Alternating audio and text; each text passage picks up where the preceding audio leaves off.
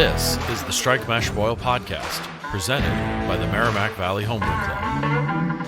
This week, we rant about cold IPA, judge a Rice Krispie Lager, and get to chat with our founder, Mr. Matt Savage.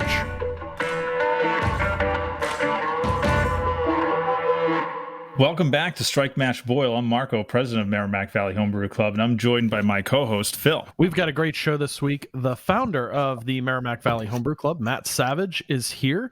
He's going to tell us how he started our club, and he's also going to judge a beer, which is a Rice Krispie Lager. So that'll be a hoot. And joining us for the show this week, we've got Nick and Tim. Tim is new to the show. Welcome, guys. And since this is Tim's first time on the show, we'll run through our quickfire questions. And it just dawned on me the other day, Marco, we've never asked Nick any of these questions. So I think, Nick, you're up. Shame. I know. Shame. So Nick and Tim, we will have you run through the questions. So let's get started. So Tim, you'll go first in answering, and then Nick. So first up, what's your favorite beer style? I have kind of a dichotomy there, if that's a word, which it usually is, just not the way I said it. But so I mainly like to drink West Coast IPAs. I say is my, it's a beer I like straight out. So, but as far as beer that I'm trying to learn to make well are more German lagers. So that's kind of where I'm at right now. All right, Nick. I think it's almost a cliche at this point for a club. Everyone says lagers because that's sort of what we're all sort of focused on nowadays. But mine is German Pilsner. That's my favorite. It's the best beer I've ever brewed, and I can't get enough of them. All right. What is your least favorite beer style, Tim? Well, that would be barley wine, actually. And interestingly, when I first joined the club, I think the club pretty much only brewed barley wines at that point. So every club meeting was a lot of barley wines and made it really difficult to get home. But yeah, that's because the first meeting that Tim went to was at Joe's house. Mr. Lactose and his barley wines. Yes. All right, Nick, least favorite. Probably an American wheat. I just find it very boring. I feel like the wheat kind of neutralizes any kind of the barley flavor and just sort of tastes like nothing. And I'm talking about American wheat, which is an American strain, not a classic German Hefeweizen. That's totally different. But American wheat, I just find boring and really hard to build upon. What is your favorite beer ingredient, Tim? Well, yeah, it's kind of a duh, but hops. I find hops. Well, first of all, when you're getting ready you got your brew day going, just sticking your nose in that jar of hops you're about to add is the highlight of the day. I think they're super interesting. I mean, they add so many different components to the beer. So you got bitterness, aroma, when you add them, how long, temperatures. I mean, never mind like biotransformation and stuff like that. So yeah, I dig the hops. All right, Nick. Again, I think this is another answer that someone gave before, but Pilsner malt. There are many different types of Pilsner malt. They're all sort of different. They're all very interesting. And I realize this is supposed to be a quick fire, so I apologize for dragging this on a little bit. Yeah, that's me. My fault. No, you guys are good. What is your least favorite beer ingredient? Well, going along with the barley wine, I would say, well, maybe not necessarily, but like bourbon-soaked oak chips or otherwise. Not a big on bourbon-y kinds of beers. So okay, Nick. Fucking lactose. Marco gave that same answer in a recent show. So, all right, what piece of brewing equipment could you never live without? Well, given that I'm, trying to get some reasonable competency on lagers, I would say fermentation temperature control. So cooling, glycol chiller, and my heat blanket, and being able to nail fermentation temperatures is, I'd say, pretty important for me. Nick. Related to Tim, thermometer. Okay. What piece of brewing equipment do you think is most overrated? I'm not sure I necessarily have an answer for that. Some of the hop filters, maybe that like post fermenter hop filters tend to clog and stuff. So I get frustrated with those. Condensing lid. Nick? I used to own a refractometer. For whatever reason, I can never get the readings to jive up with the hydrometer. And this was before fermentation, so that wasn't an issue. And I sold that thing within a week. I just thought I see its use, I see its point, but I I find the hydrometer much more reliable. What is your dream piece of brewing equipment if money is not a factor? My next piece of brewing equipment will be a barn, actually. So That's a new answer. I love it. I have brewing equipment, so I feel actually pretty good with what I have to brew with. It's where I'm brewing that's going to make all the difference. So I want a barn that's a tap room and a nice, comfortable space to spread out. All right. What are the squatting rules in Littleton, Mass? Because I may be living in that barn. We're buying a farm and a barn, so everybody will be over. All right, Nick, top the barn. I can't, so I won't even try. For me, again, a very generic answer, either like a 3-vessel Herm system or maybe a conical. I don't know. The issue is I like brewing 5-gallon batches, and I don't really see myself ever upgrading to a higher volume. So yeah, I don't know. I'm pretty happy with what I have now. Okay. What beer topic, subject, style do you wish would just go away? I would say CBD beers. Oh, I'm not sure what it's bringing to the table. When I looked it up, all I could see was that it helps you go to sleep, and that's usually not why I'm opening a beer. So I don't know.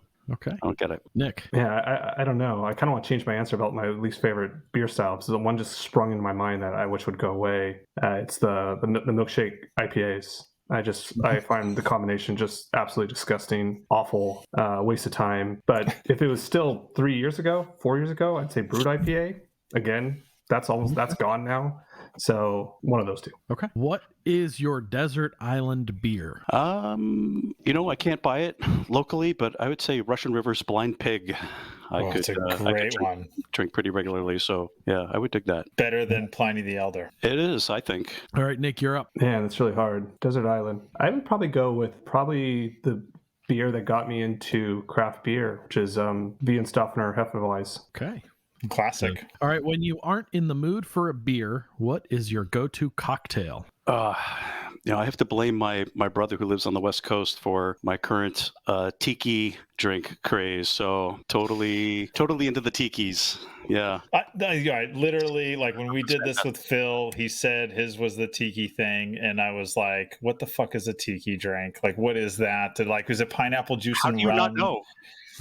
I didn't realize that there was a category called tiki drinks, and that's what Mai Tais fit into. I had no idea. Yeah, but the key is making them right and with good ingredients, just like when you're brewing beer. So that makes all the difference. Yeah, absolutely. All right, Nick, what's your favorite go-to cocktail? I have a lot. Just to follow up on Marco, there was a cocktail revolution like 5 to 10 years ago where everything is and the tiki culture is the same thing, where they're using fresh juices and really high quality ingredients. For me, I really like kind of the new age classics. So Naked and Famous or Penicillin are really good cocktails. I really enjoy the bright flavors and the complexity in those. Okay. Well, there's the round table. Well, no, not the round table. That was the quick fire. The round table. That was the quick fire. Add that to the blooper reel. Yeah.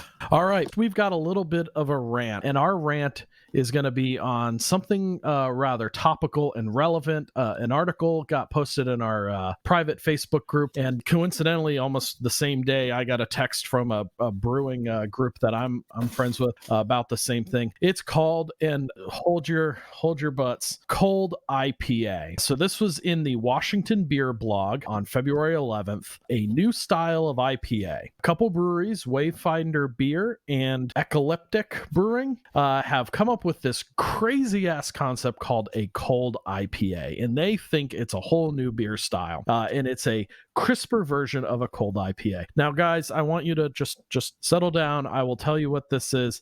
You're using Pilsner malt and lager yeast, but it's not an India Pale Lager at all because it's a higher ABV than an IPL. They use rice and corn for this to lighten the body, but it's an IPA, which just for everybody out there listening, IPA stands for India Pale Ale. We're using New World hop varieties with Pilsner malt. We are fermenting with a lager. They claim it's a crossover style, and they are calling it cold IPA.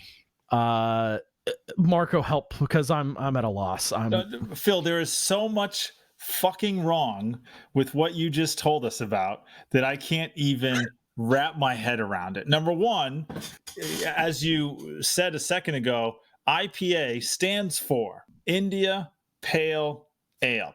Now, there are, I'm sure, lots of people that drink beer that have no freaking idea what ale means in that. But just Sure. to clear the air, ale is a category of yeast that is top fermenting at warmer temperatures.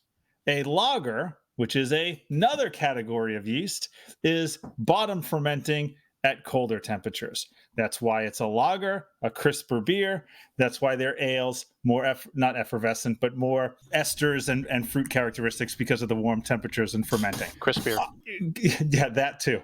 So I got to tell you, like it's either it's to me. I think I said this on our Facebook page. It's one of two things: either the brewery that's come up with this thinks that people are goddamn stupid and can't tell the difference or know the difference between IPAs and IPLs, Which they are. or they themselves are stupid. So Tim, I don't disagree with you, but either they think we're stupid or they themselves are idiots and have no idea that they didn't create anything new. Jack's Abbey here in Framingham, Massachusetts is rolling around like, what the fuck are you talking about? Because I've been brewing IPLs for 10 years and doing a damn great job at it, by the way. Winning awards all over the world. They put real lagers back on the map. And these guys think they're creating a new beer style, calling it an IPA, and there's no A in it. It's killing me.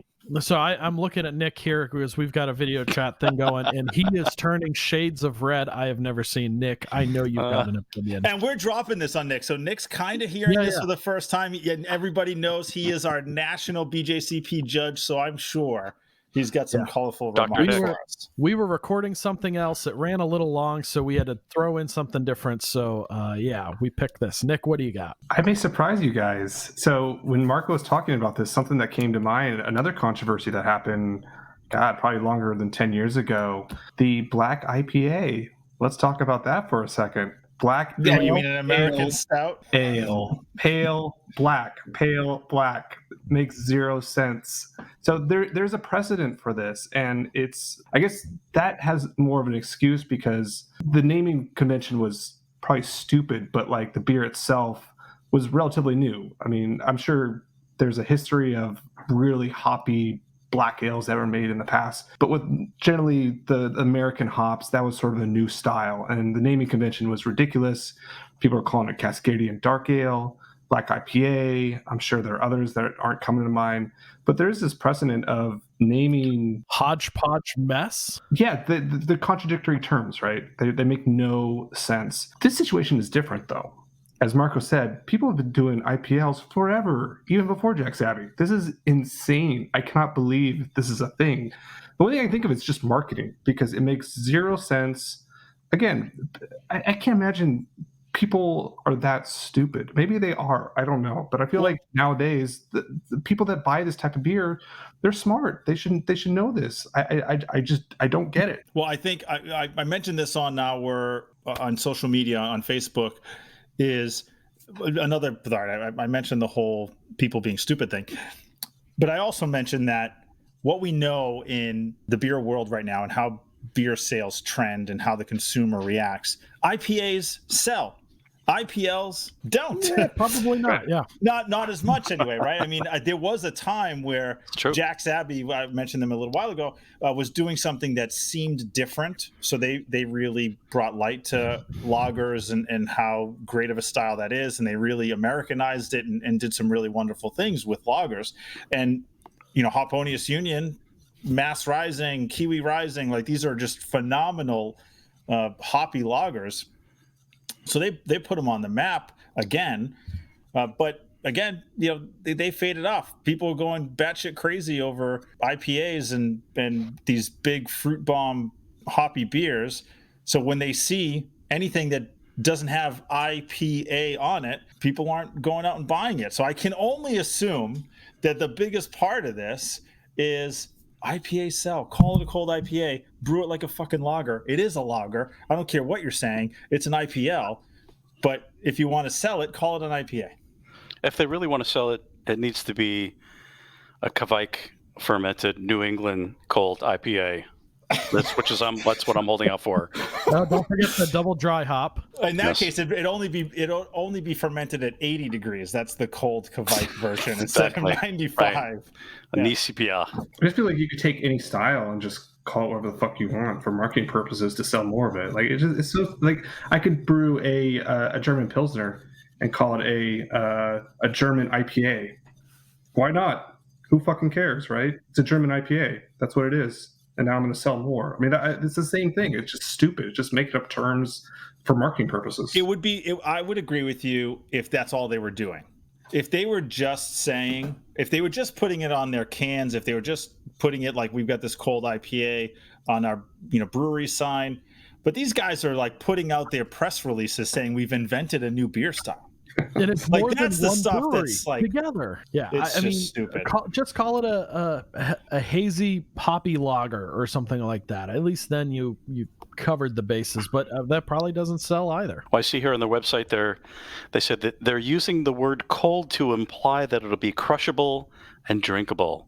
At Unlike 8% ABV. unlike all other beers. But right? it's 8% ABV. There's nothing crushable about that. Well, maybe there is. Maybe you can crush the shit out of it, but you're going to crush one, maybe two.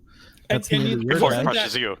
That was their excuse for not calling it an IPL, IPL. right? Their explanation for why it can't be called an IPL is because it was too high of ABV. Now, last time I checked, and I could be wrong. You guys tell me if I'm wrong. But we have IPAs, we have double IPAs, we have triple IPAs, we even have quadruple IPAs. Not in the BJCP, we don't have those last two, but we have these other facets of IPA. I think we could also do a double IPL or a triple IPL or a fucking quadruple IPL. Like, I don't understand where these guys get off trying to convince the consumer that they've created something new. These guys are not innovative. What's the brewery name? Because I got to put them on blast. What's the brewery name? It's Wayfinder Beer and Oh. Ecliptic Beer. Yeah, Brewing. Ecliptic and Wayfinding Beer, you guys are frauds. I'm just telling you right now, you're full of shit. You have not created anything new. You're frauds. And if you want to be a sponsor, you can contact me. The whole lager thing is interesting too, because I mean, it almost sounds like they don't realize that lagers can be higher than 5%. I mean, that's completely untrue. Doppelbock, Baltic Porters. Baltic Porters, yeah. These are all like high ABV lagers. Like it's not out of the realm of possibility. You don't even have to go that far. You can just look at the fest beers served at Oktoberfest in Munich are 6.5%. Where are these breweries out of? Washington State or PC? Washington State. Oh, I feel so ashamed. I'm from Washington. Those are your people, Nick. Those are your people doing this Where crap. in Washington State? I've never heard of these breweries. Are they in the Seattle area? Or? Wayfinder. Mm-hmm. Portland. Yeah, Portland, Washington. Portland, Washington. Portland, Oregon. No. Yes, it is Portland, Sorry, Oregon. not Washington. Yep. Portland, Oregon. Sorry, I'm wrong. I'm safe. Good. Fuck Oregon. It was the Washington Ouch. Beer blog. So Oh, I come on, assumed it was Oregon's. Washington. What's wrong with Oregon, man? No, I love Oregon, but Okay, thank you. There's a rivalry there. You don't understand. You know, we usually rip on milkshake IPAs and pastry stouts, but I never thought I'd actually rip on a lager. It's one of those things, Phil, where we often sit here and say, like, what the hell could be next, right? So we talk about right now the biggest fad being milkshake IPAs or milkshake sours and these like wacky concoctions that aren't really beer that they pass off as beer. But does it surprise you that somebody's trying to be super innovative by recreating something that's already there and calling it their own, like the brewed IPA thing? So Nick mentioned this on the previous episode, or he's mentioning it on an upcoming episode. One of those, he talked about brewed IPAs going away, and at least a brewed IPA was, to me, still a beer. They were just dicking around with how things ate sugar to create them more dry. They were just trying to tweak it a little bit to make it interesting. It didn't work. It was, pretty terrible, but at least they were still making beer. These guys are just like I said, they're frauds. They're out of their mind frauds. Playing devil's advocate somewhat, but not like standing up for cold IPAs or anything. But with the number of breweries that are out there, I mean, I went to our local craft brew store the other day with just kind of stocking up on some beers, and I think I walked away with 3 cases of every single beer was different. 3 cases, and the refrigerators are just so like all over the place.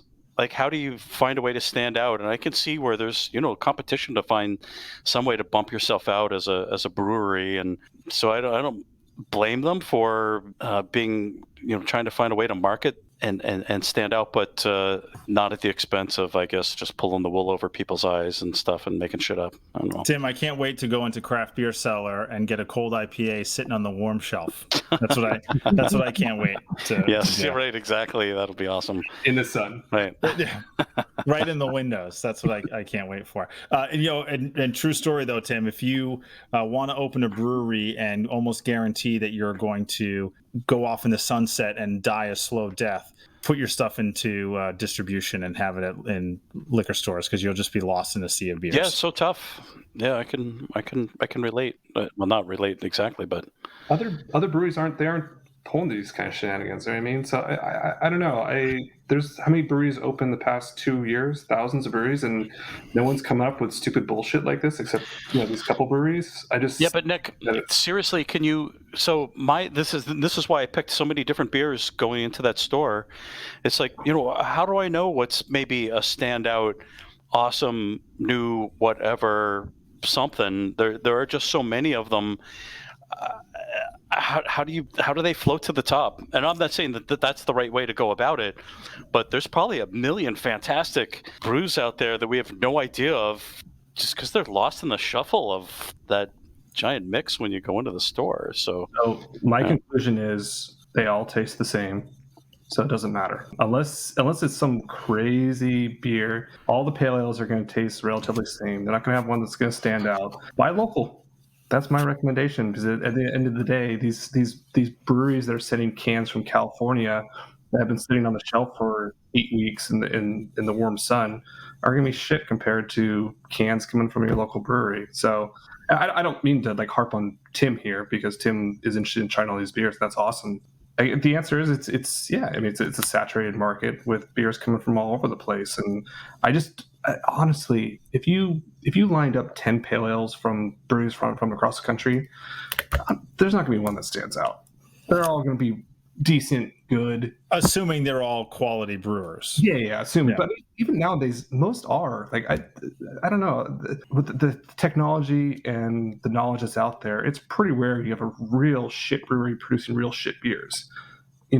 Maybe 5 years ago, there were some that tried to jump into the brewing bubble, right? Try to take their hands at it or give it a try without really knowing how to actually run a brewery, and they produce terrible stuff. Nowadays, I just don't think that exists anymore, because as Tim pointed out, the market's completely oversaturated, and distribution is a huge mistake nowadays unless you have it's lot terrible. of people behind you. And I guess we're sort of drifting off subject here, but the point remains: these beers, they're going to be all decent. They're going to be fine. I just don't think you're going to really find a standout. I think it's pretty rare nowadays. Now, you will if you line up a cold IPA with a bunch of IPAs, because this beer will not taste anything like a regular IPA, because it's not. It's an IPL. It's going to be different. Line it up with Hop Union, Mass Rising, Kiwi Rising, an actual IPL. That's what it's going to taste like. And those IPLs taste different. They're pretty distinct. There's definitely, they're quite different. Nick, you've got contacts out on the West Coast, and they distribute into Washington. You think you can get somebody to find us some and mail it back? Oh my God, please! Portland, I love the city. Nice warm cold IPA.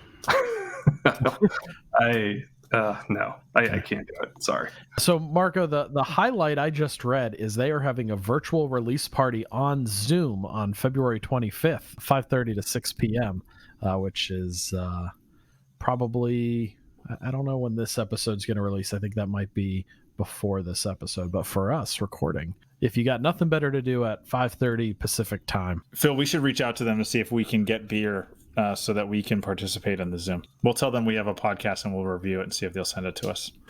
Yeah. and then we'll release the show Much to their afterwards. chagrin, right?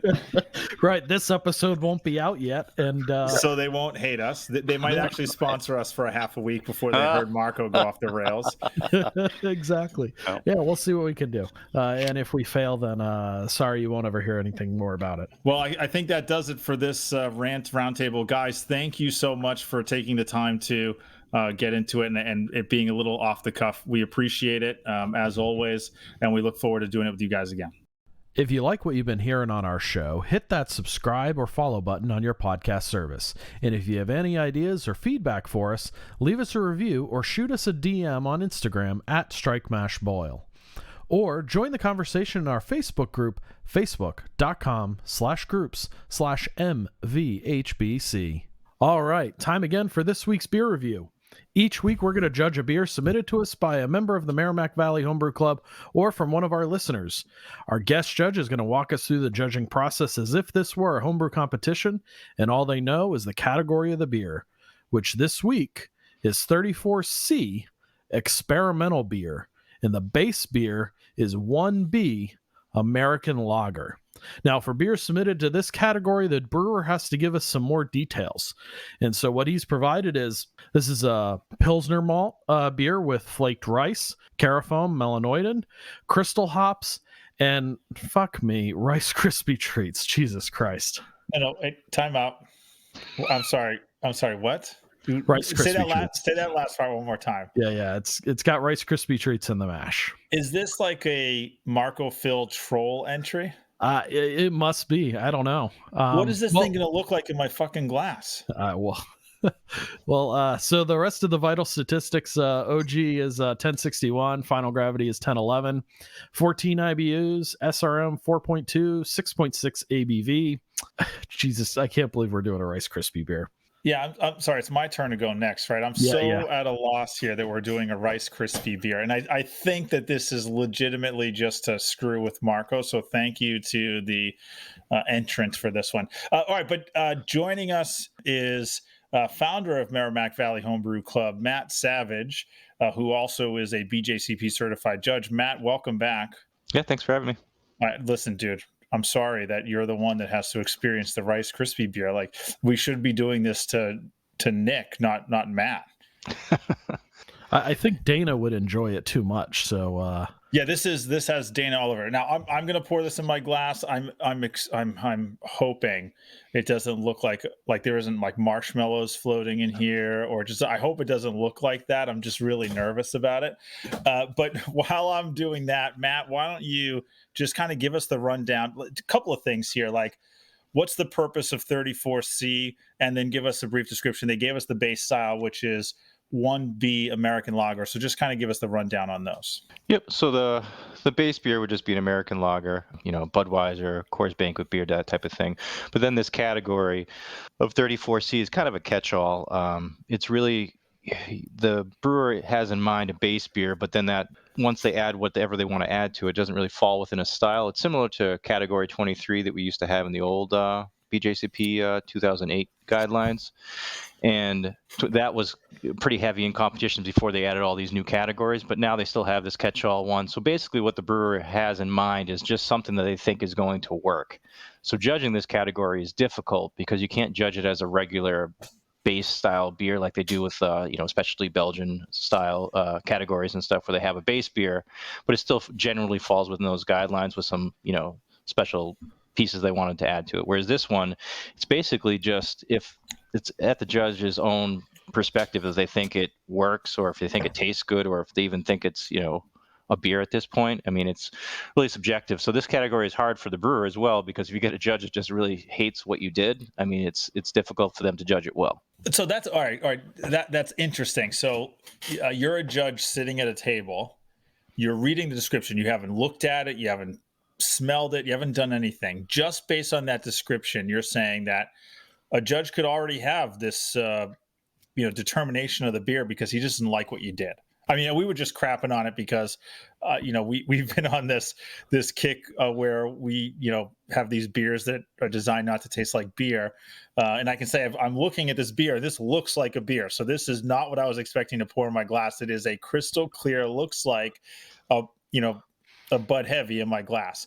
But you're saying that before that, somebody reads this Rice Krispies in a beer and has this preconceived notion of like, what the fuck are you doing putting that in an American lager? You're off to a bad start.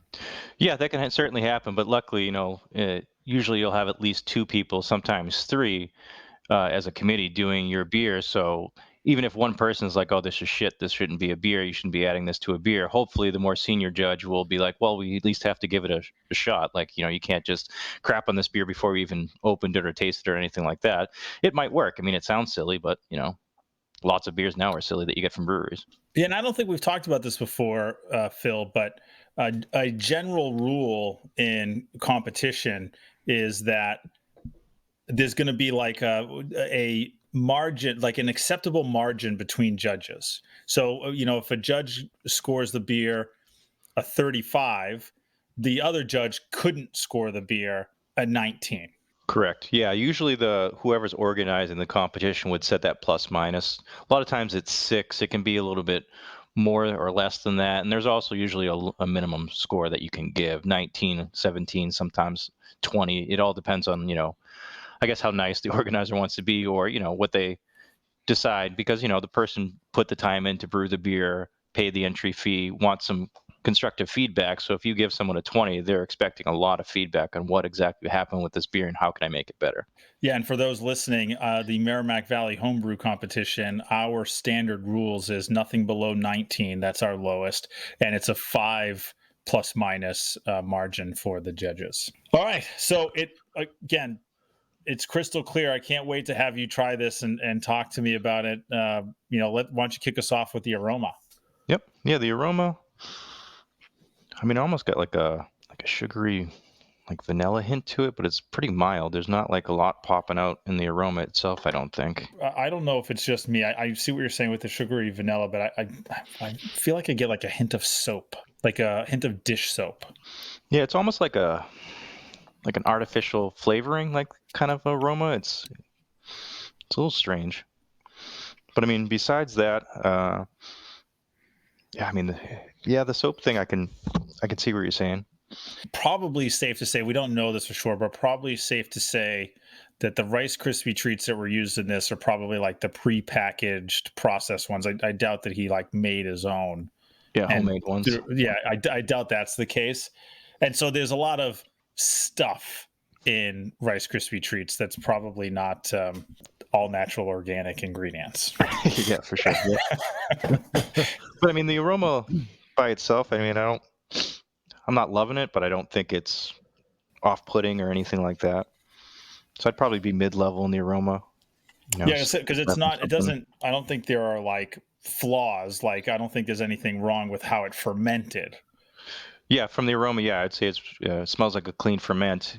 Again, it's difficult with the Rice Krispies being in there and throwing off some artificial type aromas and stuff. But yeah, overall, I think it's clean. I mean, the appearance on it is beautiful. I mean, it's crystal clear. The head on it was good, I thought, too, with the lacing and stuff. I mean, which that kind of surprises me a little bit when people use some of these interesting adjuncts. I always expect them to have an adverse effect on the beer's ability to carbonate properly and then hold head retention. But in this case, I mean, the beer is beautiful. It is a beautiful beer, and the head has really great white lacing. It looks wonderful. Yeah, a lot of times when adjuncts like that will have an adverse effect is really when you're doing it in like the dry hop phase and stuff.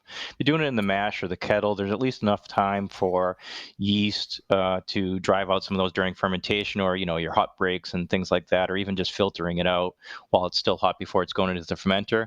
If you add Rice Krispie treats in the fermenter, I mean, this thing would be hazy as hell. I think we have some members that may have tried that before, or after listening to this are going to say, hey, I wonder how I can step up the Rice Krispie beer, and then send it to us to be assholes. Yeah. On the flavor, though, I'm getting like a pretty aggressive burn.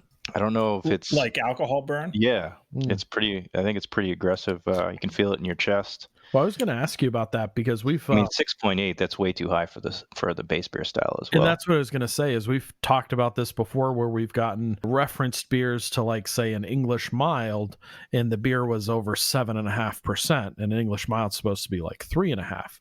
This is 6.6, 6.8, something like that. The base beer's top is supposed to be 5.3. Right.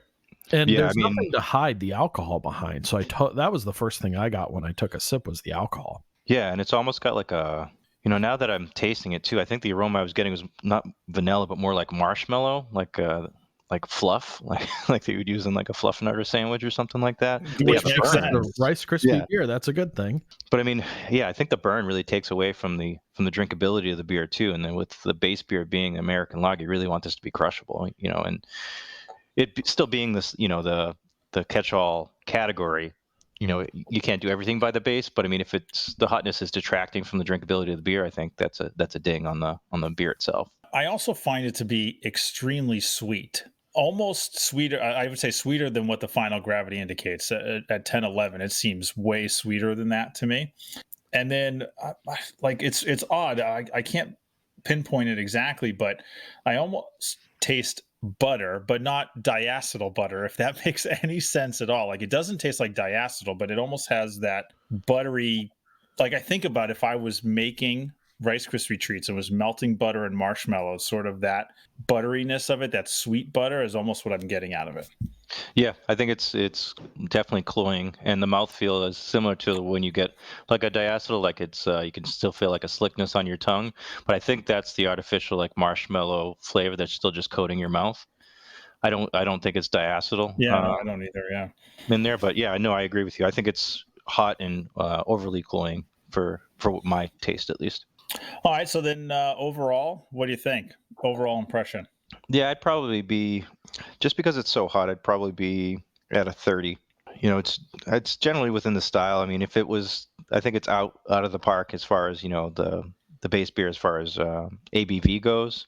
But I mean, besides the hotness of it, I don't think it's like that undrinkable. If the sweetness came down a little bit, and if you took the sweetness down, I think the ABV would come down with it, and I think it would really improve the beer. Now, I wonder if it needs like just a touch more bitterness to help sort of balance it out a little bit. Well, it's hard with the base beer style being so low in IBUs. Yeah. With the bitterness and stuff. If you picked a different base beer, maybe it could hold some of that sweetness and some of that marshmallow character a little bit better. But with American lager, that's really hard to do. Now, I'll say this about the beer. I'm surprised in a positive way because I was horrified of what the hell this thing was going to be when it came out of the glass. So this would be an example of a beer that like I could drink the can of this and be okay. Like I don't think it's that offensive. I don't think it's offensive at all. Not that it's that offensive. I don't think it's offensive at all. But this is when I talk about, beers that aren't beers anymore, this is a beer that they're using these sort of wacky adjuncts in an attempt to complement a beer versus like I don't know this for sure, but I'm going to make assumptions. I'm assuming he wasn't trying to make a beer that tasted like Rice Krispie treats. And based on what this looks like and how it tastes, I'm assuming that's not what he's doing. He was trying to use it to just create some unique flavors that he thought might complement, an American lager.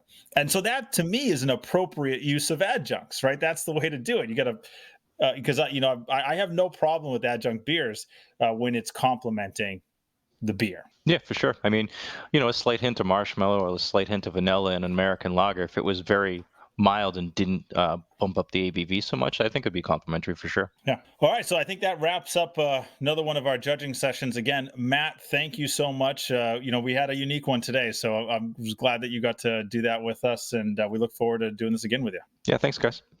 All right. So joining us this week, we have a really special guest. We have the founder of Merrimack Valley Homebrew Club.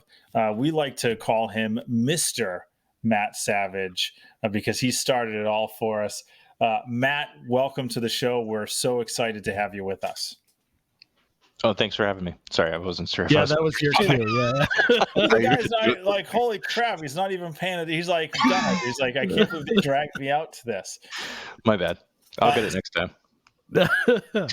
Since this is the first time Matt has joined us on the show, we are going to hit him with the quick fire questions from that we've been doing all season long just to get to know him better. So Matt, I'm going to give you a question. First thing that pops into your head, no long pauses or any of that, and you get one pass. So since some people have been passing lately, you get one. He hasn't seen the list, right? This is totally... No, he's never seen the list. Yeah, this is great. Perfect. Yeah. What's your favorite beer style? Saison. Least favorite beer style? Oh, that's tough. TikTok. Pass. There's your one pass. All right. Favorite beer ingredient? Pilsner malt. Least favorite beer ingredient? Lactose. Oh boy.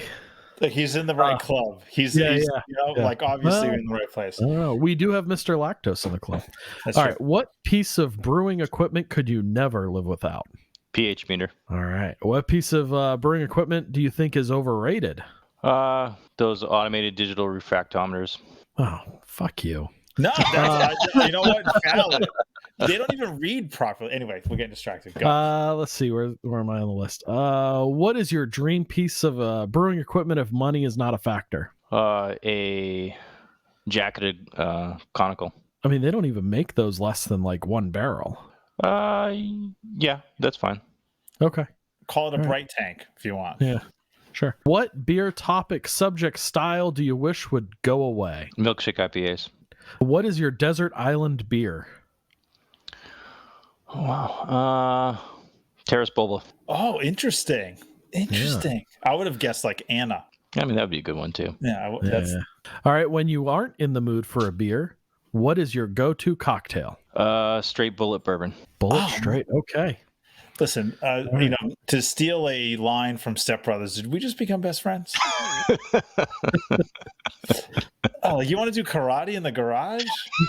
Always. Like, oh my God. Like, you know, this is, you know, when I joined the club, I don't even know how many years ago it was. I went to, my first meeting was at Mike Hand's, and I knew this was the right place for me. And as my time has gone on, Matt has just validated it. Like, well, now granted, Matt's like the Jesus of our club, which maybe he's poisoned my mind and I'm just now a disciple of Matt Savage and I just follow him around and listening to everything that he's taught me. That could be it. But everything he just answered there, I'm in. I'm on board.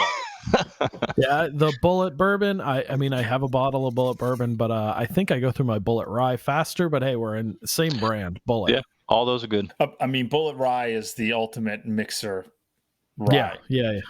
For sure. Yeah. So Matt, I mean, I think the big thing that we want to be able to talk about is, you know, you being the godfather and all of Merrimack Valley Homebrew Club. We really want to be able to pick your brain on how this whole thing started. Like, it's been 11 or 12 years that the club's been around. And when you look back at some of the archives and some of the OG photos, it looks like you and a couple of guys that just decided, let's have a homebrew club. So we want to know like what your inspiration is, what you wanted to, the reason why you wanted to start the club in the first place. And then we're going to really talk about what are the things that are really important. If somebody who is not looking to join our club or our membership is closed and they want to start their own club, what those things are that are really important to think about. But let's start at the beginning. What the hell made you want to start this club? Yeah, so me and my buddy, Matt McCarthy, we went to a brew on premises place in Nashua, and we brewed. Incredibrew? Yeah, Incredibrew, yeah. I think they're closed now. Oh, are they? Yeah. Yeah, that's possible with, you know, current situation and stuff. Yeah. But yeah, we brewed, what did we brew? We brewed a Arrogant Bastard clone, and then we brewed a Stone IPA clone. And I was like, well, why are we driving all the way to Nashua? I could probably do this myself. I understand the whole process of what I'm doing and stuff. So we, you know, I was still living at my parents' house at the time. I think I was 23 or something like that. So we were like, oh, well, screw it. Let's just try to put together a system that we can brew on and that type of thing. So we bought some kegs. I found a guy that had a plasma cutter. He cut the tops off for us. And, you know, we had our brew system ready to go. I wasn't sure that my parents were entirely on board with it, but, you know, we racked up the turkey fryers in the driveway and stuff and started brewing beer, and we started fermenting in the basement. And Wait, I was so like, Matt, I mean, I've never heard this story before. So I haven't actually, I don't know why I haven't heard this story, but you jumped right into a kegel system. Like, you didn't do like the Mr. B, like, I'm going to start with Mr. Beer, make some shitty beer. You guys jumped right in to cutting out your own kegels. yeah, I've never made a partial mash. I've never done like a, you know, syrup beer or anything like that. Besides doing it on prem at the Nashville place, I went full in all grain from the start. Good Wow. for you. Do you even know what you were doing? I mean, looking at the time, I thought so. Looking back on it, maybe not so much. Like YouTube wasn't as big of a thing, so it's not like some of those resources were there. I mean, did you buy a book? Did you go to Homebrew Talk? So I bought like the John Palmer books and like the Homebrewer's Bible, those types of things. Okay. I was reading pretty heavy on that stuff. Homebrew Talk was a huge influence on my brewing back then, because you could post anything you wanted on there. You get you'd get information, whether the information was good or not.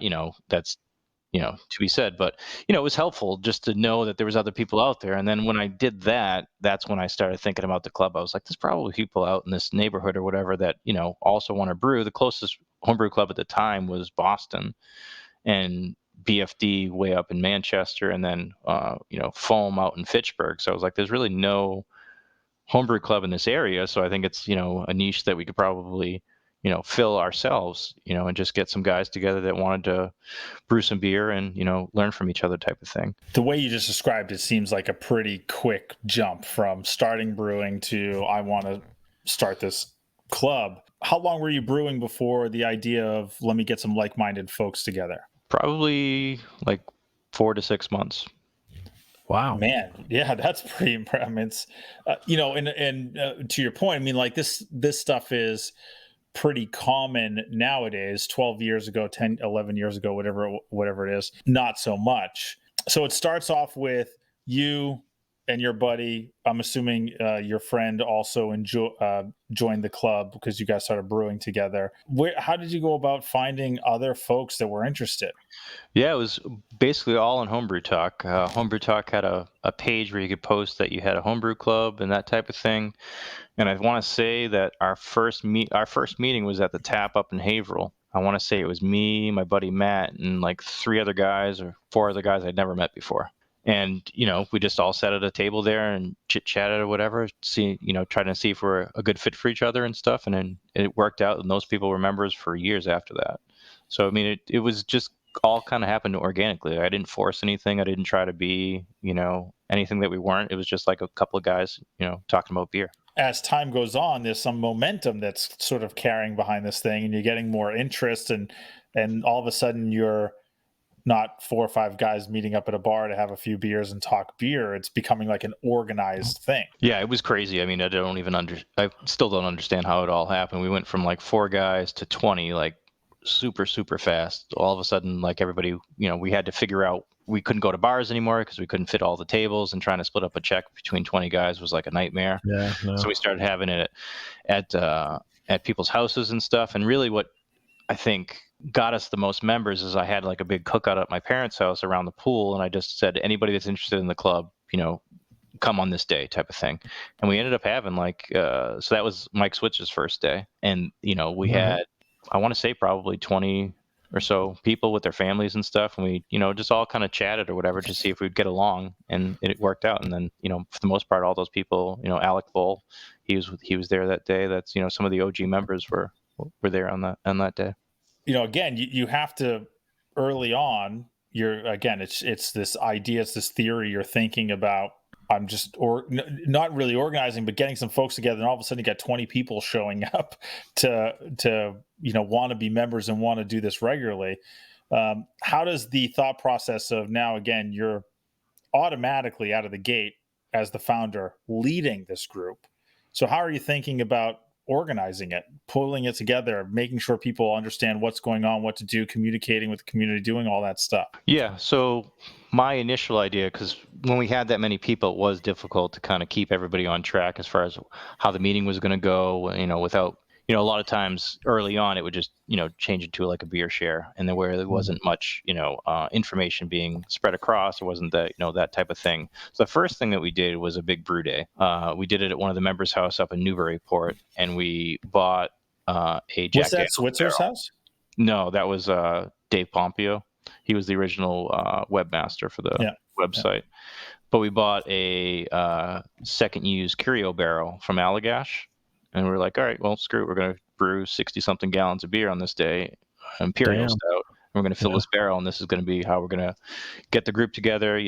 Everybody's going to bring their brew system. It was a crazy day. We had brew systems on the back of pickup trucks that were then, putting it into other people's boil kettles and stuff. And lo and behold, we got, 65 gallons of beer. Once it was done fermenting, we put it in the barrel for a year. And then I think up until a couple of years ago, Mike Switzer still had some of that original OG beer, and it came out. I couldn't believe it that with that many, hands in the pot type of thing, that it actually came out, good. And Marco, was, you have had that beer. Yes.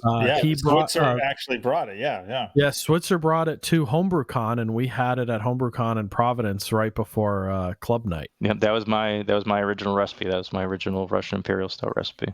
Actually, there's a few guys, John Lynch, Alec Bull, that share photos of that original Big Brew Day every once in a while, and it, we've had a sort of this resurgence of Big Brew and having it be a thing in the club the last few years, and it's always been very reminiscent of that. We've taken inspiration from that original one, where we get a bunch of guys in somebody's driveway and they all bring their own systems, and we're doing that same sort of thing. Yeah, I think it's really important to do that type of stuff, because it's difficult to get people watching you brew and that type of stuff, especially at a meeting, where you're discussing group politics or whatever the next step is going to be on something you want to do, whether it be a competition or something like that. So to have that big brew day where people can bring their systems, brew right next to somebody else that has 5-6 years more experience than they do, and not be afraid to ask questions, that type of thing. Like, there's no stupid question that you can ask. I'm not going to make fun of you because you don't know how to do this thing. Like this, we're here to help you. We want this beer to come out good, because everybody's going to drink it. If one beer comes out bad, then the whole group fails. So I feel like, again, I haven't really heard this story in depth, but it sounds like you guys were actually crazy ambitious with this whole thing. So you start brewing, you start a club. At some point, you get BJCP certified and all that, right? You BJCP or AHA? Well, so we got AHA certified as a club, which doesn't cost anything or anything like that. But then I started talking to BFD, and at the time that was Rob North of Great Northern Brewing.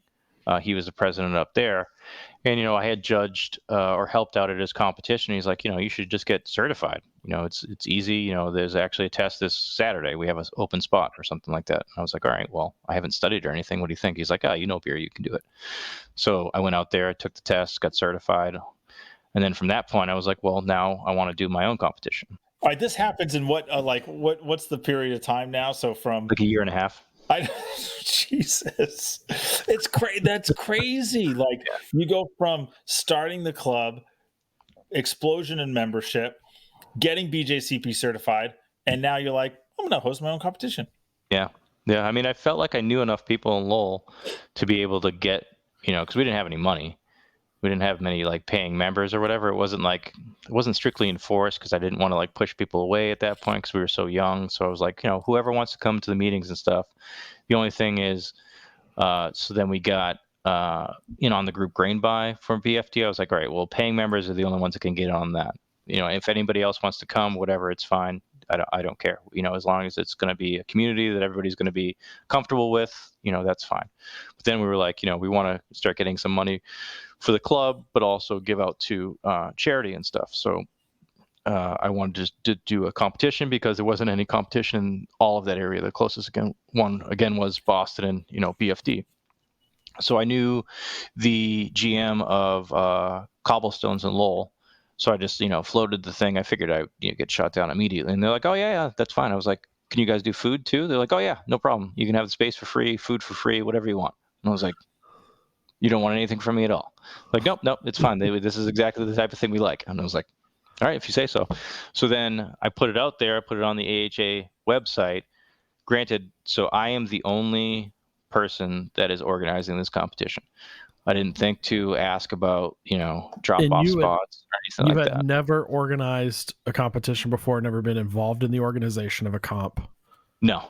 Okay. And we also didn't have any software for people to register. It was all by mail. Oh, shit. Holy, I can't even fathom that. So it was coming like FedEx, UPS. So you didn't even know what you had until a box of beer shows up with a piece of paper and a check? Yeah. Shut the fuck up. I can't even. That is like. Now, funny is when I joined the club, I helped out at the competition. I don't know what year competition it was.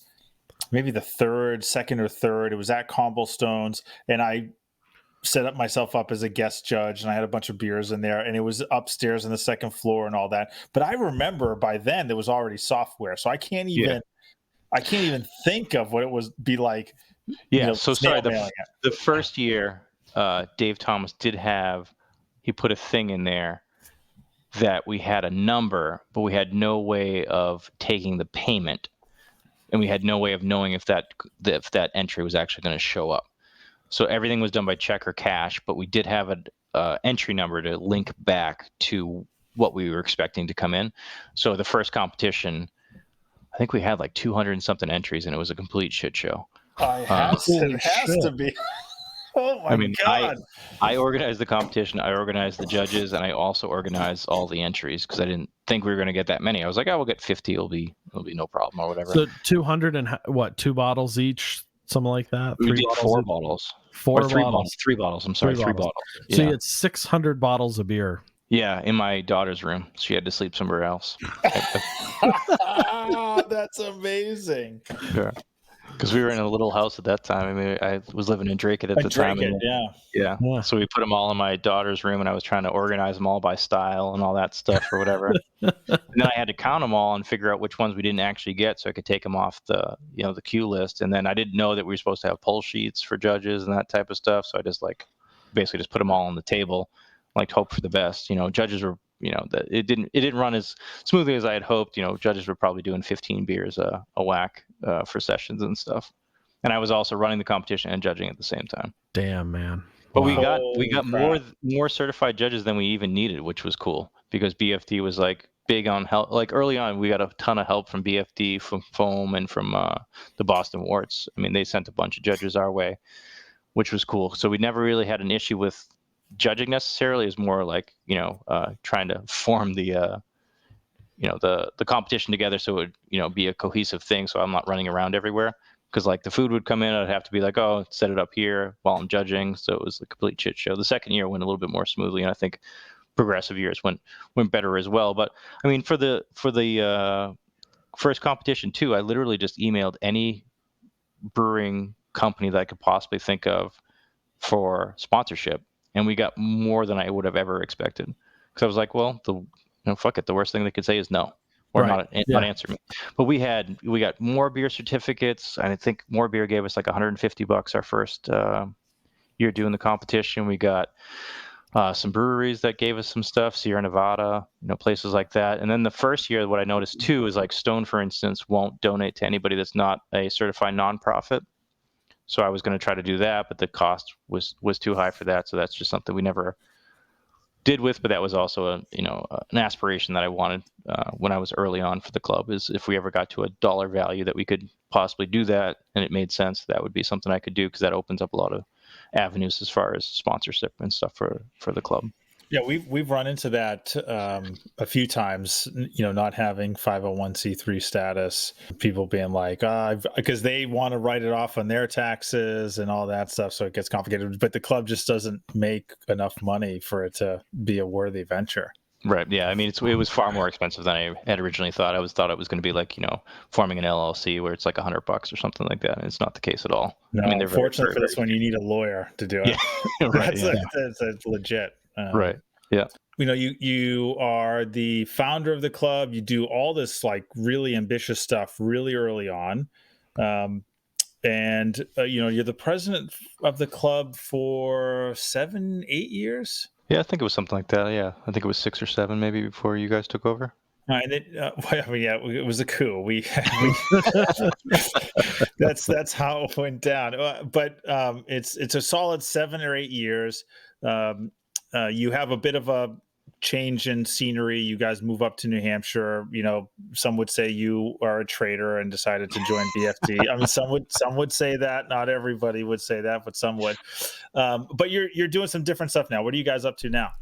Before Matt answers that question, we are running short on time, so we will have Matt back next week to finish that conversation and see what he's up to and what his plans are. So stay tuned for that. We also are going to be judging an Imperial Stout on that show, and Mike Switzer will be back, as well as new guest Carl, where we will talk about smoking your own malt. So stay tuned for next week's show here on Strike Mash Boil.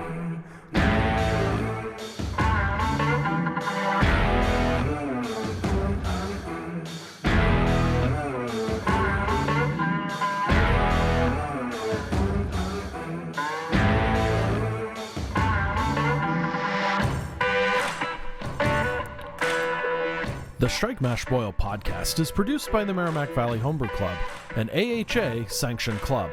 Follow us on Instagram at Strike Mash Boil. Join the conversation in our Facebook group, facebook.com/groups/MVHBC, or send us some feedback at strikemashboil@mvhbc.com.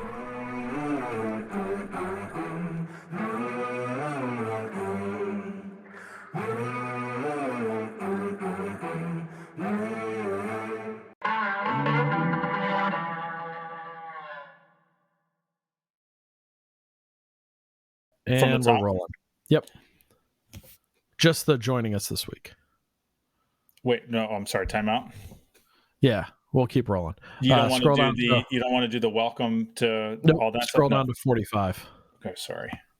That's okay. Okay, We actually have this big spreadsheet thing telling us what to say. Fair If enough. you haven't figured it out yet. I'm like a. Yeah. Anyway, this can be on the blooper reel. Yeah.